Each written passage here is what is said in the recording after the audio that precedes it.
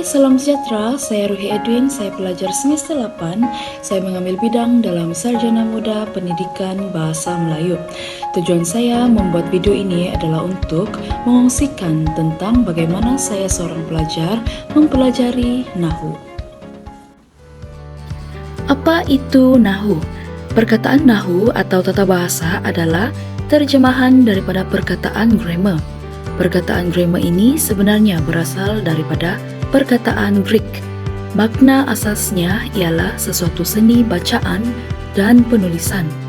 Perkataan ini kemudiannya digunakan sebagai istilah umum untuk kajian dan pemberian atau penghuraian bahasa. Biasanya apabila orang menyebut Nahu tradisional atau traditional grammar, inilah maksud yang tergambar di dalam fikiran kita. Nahu merupakan aspek bahasa yang mesti diajar secara formal di sekolah-sekolah sebagaimana kemahiran menulis dan membaca. Pertuturan adalah aspek bahasa yang diucapkan berdasarkan kepada undang-undang atau Nahu.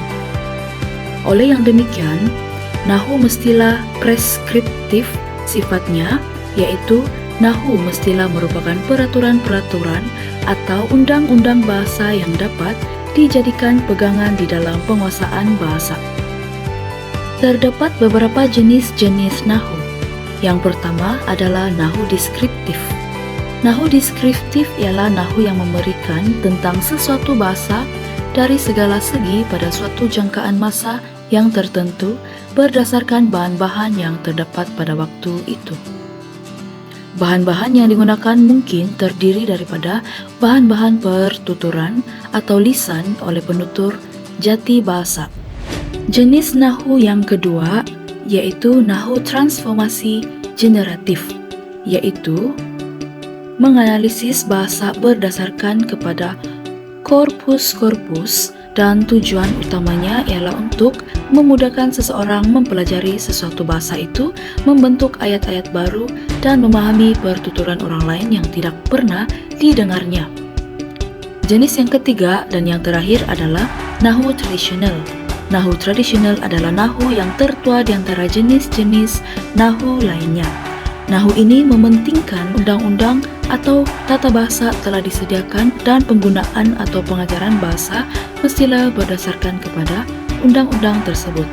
Ini bermakna Nahu ini akan mewujudkan satu bentuk bahasa yang betul dan tepat sepanjang masa. Seterusnya kita beralih kepada teknik-teknik saya sebagai pelajar dalam mempelajari Nahu. Pertama sekali adalah pelajar boleh mempelajari tata bahasa atau Nahu melalui beberapa teknik yang berkesan. Pertama, membaca buku tata bahasa. Tekniknya adalah membaca buku tata bahasa untuk memahami konsep asas. Sebagai contoh, membaca buku tata bahasa Bahasa Melayu untuk memahami struktur ayat. Yang kedua, latihan penulisan. Tekniknya adalah melakukan latihan penulisan untuk mengaplikasikan pengetahuan tata bahasa. Sebagai contoh, menulis karangan atau esai dengan memperhatikan penggunaan ayat yang betul. Seterusnya, yang ketiga, bermain permainan bahasa. Tekniknya adalah bermain permainan bahasa yang melibatkan pemahaman tata bahasa. Contohnya, permainan papan yang melibatkan membentuk ayat yang betul. Yang keempat, menggunakan aplikasi pembelajaran.